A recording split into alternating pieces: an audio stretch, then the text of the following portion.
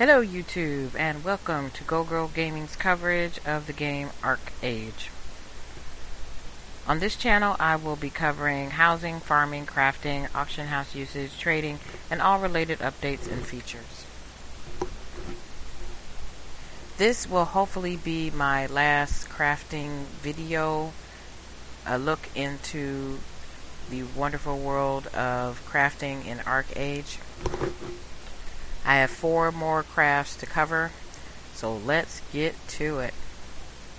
I'm going to stand over here next to this anvil because the next thing I'm going to cover is Weaponsmith, and that's what you use the anvil for. Weaponry. First up is special weaponry goods. As I've stated in previous videos, these are just items that you craft after gaining a certain amount of proficiency in that craft, to craft a couple more items, place them in your home to give you additional proficiency when crafting. Next up are all of the weapons that haven't already been covered in either handicrafts or carpentry. So your daggers, your swords, your katanas, most of your one-handed and two-handed typical weapons, and also your shields. As with most of the other, as with a lot of the other professions, this is another one of those tier type of crafting skills where your crafting proficiency has to go up with each in the tier that you make, and also you need the previous item in the tier in order to make the next item in the tier.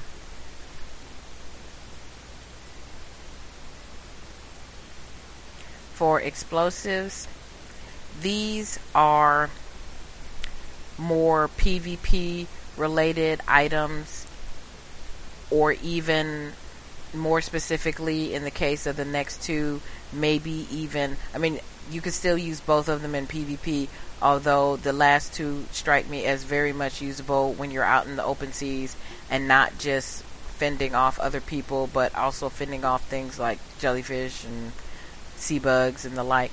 The first is the explosive keg, which you roll up to something to blow a hole in it, I guess.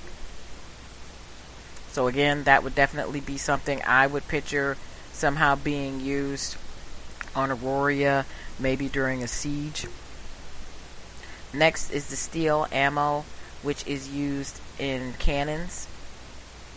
So again, I could definitely see this being used in PvP on Aurora, and also being used with the cannons on boats to fire at other ships, and also to fire at some of the creatures out there.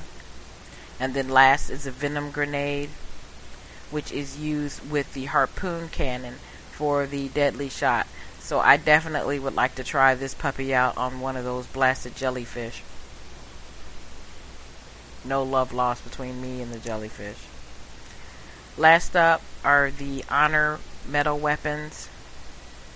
Basically, these are level 50 weapons that you can make after getting the previous weapon and then having a blood archeum crystal. That's how all of these work. Trying to see if there's anything underneath it. Okay, so that is weaponry. Next is carpentry. So I'm going to go back here and stand at the carpentry bench again. It's to my left. First up is carpentry supplies, which at this point in the game is only bamboo fishing pole frame. I covered the bamboo fishing pole in the handicrafts video. Special carpentry goods. Once again, this is the craftable item that requires a proficiency. Both of them require a proficiency in order to put an item in your house that will give you even more proficiency in that particular skill. Then we have weapons. The scepters, the staves, and the bows are all under carpentry. like the other weapons and the armor and other types of skills in the game, to make these items you will need a proficiency starting at the second, in this case the second, but sometimes it's the third level of the item, and you will need to craft the previous item in the tree in order to make the next item in the tree. Next up are the honor weapons for wood weapons. Just as we saw just a few minutes ago in the weapon tree, you need blood archeum crystal plus the previous honor item weapon in order to make it. And as you can see, there's one for scepters, one for staffs, and one for bows. Next is lumber, which will probably be the primary source of leveling for carpentry, at least initially, because you need to make a lot of lumber and lumber packs in order to build many of the things in the game. Some examples are up here. You also need lumber for paper. So there are a lot of things that you can use lumber for, and so the proficiency in carpentry should go up fairly quickly. Also note that fine lumber, as we've seen in past videos, is used for a lot of different things. And then of course there's a lumber pack used to craft large items such as houses and boats. Next up is furniture. These are not cannibalized items. You have to make each of them individually without a concern for the last item. So that's nice, but of course there is a crafting proficiency for the higher up that you go for the beds or for any of the furniture items listed. The one thing I will point out with regard to beds is that you will be able to, if you sleep in the bed, first of all, only the owner can sleep in the bed and actually get the benefit of it. And the benefit is it will restore a small part of your labor points. This is the lowest level. I made one of these in alpha, and this is the lowest level, and it will recover 50 of your labor points. The only drawback to this is that it has a very long cooldown before you can use it again. The mats are not complicated, and you just buy the design from the Carpentry merchant, or you can also buy it here in Mirage Isle. The other items of furniture work the same way. Again, you don't have to worry about cannibalization of the previous item.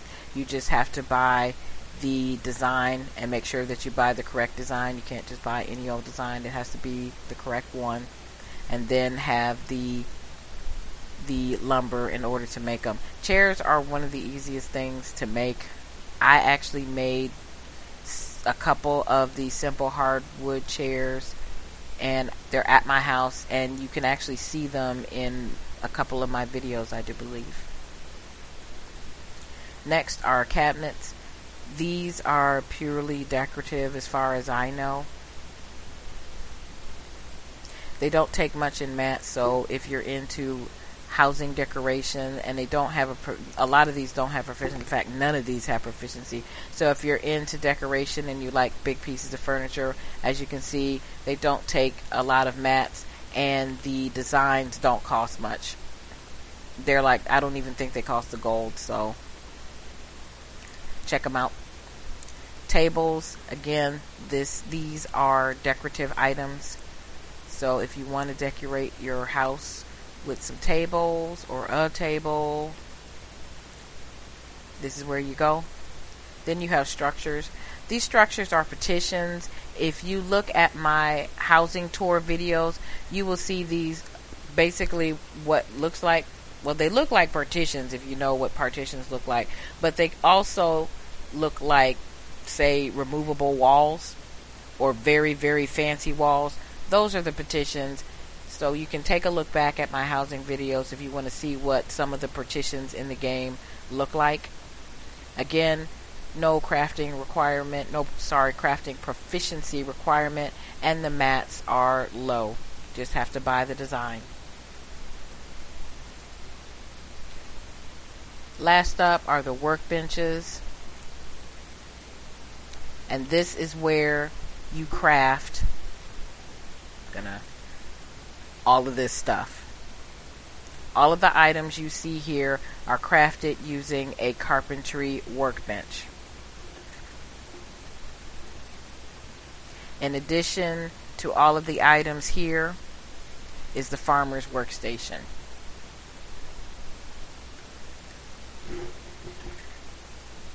Last, it's not last, it's second to last. I'm going to skip commerce for a second because I'm going to change locations for that.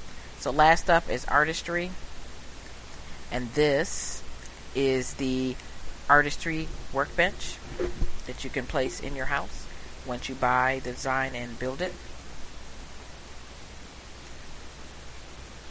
Artistry seems to me to be, and from people that I've watched in chat talking about it, it seems to be one of those cool things to do, but definitely not something, if you're really serious about farming and crafting, to do early in the game, but something to do later in the game for amusement.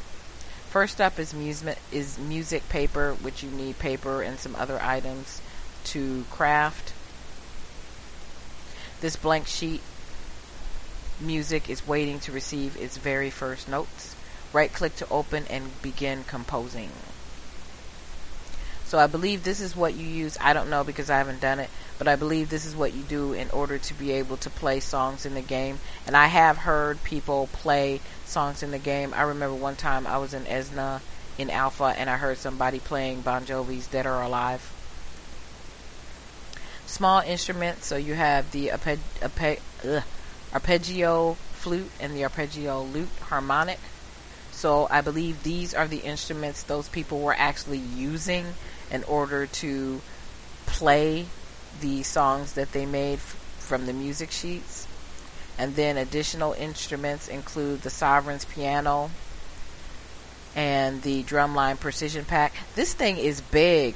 For whatever reason, someone put one of these things down in Esna and they weren't playing it, and I wish they would have because I wanted to hear what it sounded like, but it was just sitting there for a while, so whatever. And then the rest of these are actually phonographs, which are not instruments, but they're listed here, so there you go. And those are all the things you can make with the artistry bench. I was kind of hoping when I had first looked at artistry, well, not kind of, I was hoping that with artistry you could make paintings that you could put in your house. So hopefully that will be the case later in the game. That's definitely a suggestion I'm going to make to extend the value of the artistry workbench. I want to make paintings. See, they got paintings right next to it. I want to be able to make my own paintings and put them up in my house. Okay, we're going to, well, it won't be a short pause for you, but I will be right back as I'm going to change locations for a look at commerce, our last in the crafting series. Woohoo! Okale dokale. I am standing in front of a specialty workbench because I am about to cover commerce. Commerce, in a word, trade packs. There are trade packs in this game that you can use to either do same side trading, same side trading. So basically, wherever you are, because in any zone, and I'm going to click on Nuyen only because I'm more familiar with it. So if you go to Solarise and you find the crafting workstation there, and they're marked on the map, so it's not like you have to hunt for it, or go to Gwenoid or any of the other places, because every area has a specialty crafting station. You just have to have the mats in order to craft the items. And then you also need a certificate. See if I have one in my inventory. I sure do. You need a quality certificate. You take that and your quality certificate to a crafting station in that zone. You craft it and then you hike it either over somewhere else into another zone. You can't sell it to the same zone. You have to take it to another zone and sell it to the gold trader, or you take it across the pond. You can sell it to the gold trader, but that is, I don't know why you would do that. You can take it to the resource trader, which is what I do, because resources are valuable in themselves. Even if you don't want to use them, you can make a sweet profit on them by putting them on the auction house. Or you can trade it for the Gilded Star trader. I never do that. I always get the resources. As a crafter, the resources are way more important to me than the Gilded Stars, and there are other ways to get Gilded Stars. May not be as fast, but resources. As a crafter, resources.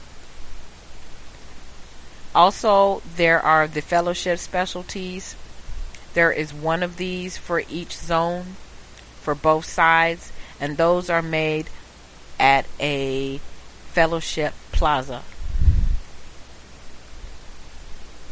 Last but not least is commerce. I don't know why they call it that. I guess for lack of another name. But there are two items underneath. One is the Elite Merchant's Cushion. All this does, you put it in your house and you can summon, instead of just walking over to one, you can summon an auctioneer, a warehouse manager, or a general merchant in your house. Whoop whoop. The next thing I'm actually going to try and craft, and that I wanted to craft it in alpha, but I didn't get around to it. I couldn't get all of the mats. Surprisingly enough, what was the hang up? It wasn't the Black Pearl. I believe it was the Starlight Archeum Crystal. I never got one of those, and I may not have had enough amethyst. But if I can get the mats for this one, and I'll definitely, as much as I run trade packs, I will get the proficiency. So if I do, I will get it. What you do with this is, when you go to the carriages or to the airships, there is the carriage conductor or the airship conductor. They're standing next to or in front of or in back of, whatever, this telescope. This is basically a portable one that you can carry around with you, and you can see in a 1,000-meter radius if there are any carriages or airships that are going to be near a carriage pickup spot. For traders, this is a very valuable tool to have, because you can get a better idea of whether or not, depending on where, of course, you're standing, since there is a bubble, a radius in which it will work. But depending on where you are with your trade pack, you can know without even having to go to the carriage or the airship. You can know ahead of time, depending again on where you are, whether or not you're going to make it in time to catch the carriage, if it's inbound, if it's nearby, if it's nowhere to be found, at least within a 1,000-meter radius. So definitely something as a trade pack runner that I'm going to try and make in open live. Really wanted it to test it out in alpha and beta, but just couldn't get the mats. So when I get it, I will definitely post a video of it so that you can see how it works. And that's it for my crafting video. I am going to ride off into the sunset, and I have a few more videos to do to complete my open beta series. It is Sunday, so I may not get them all done, but I really am going to try, because open beta ends tomorrow, and then we're going to go into live. So I will do my best to get them up, to get them done, and then get them up and posted. So thank you for watching. Please like and subscribe, and I will see you in game. Definitely will see you live, and then there will be some more posting when the game goes live, so you can see a lot of the things related to the housing and the crafting and all that good stuff as it is occurring. So cheers, and we shall see you soon.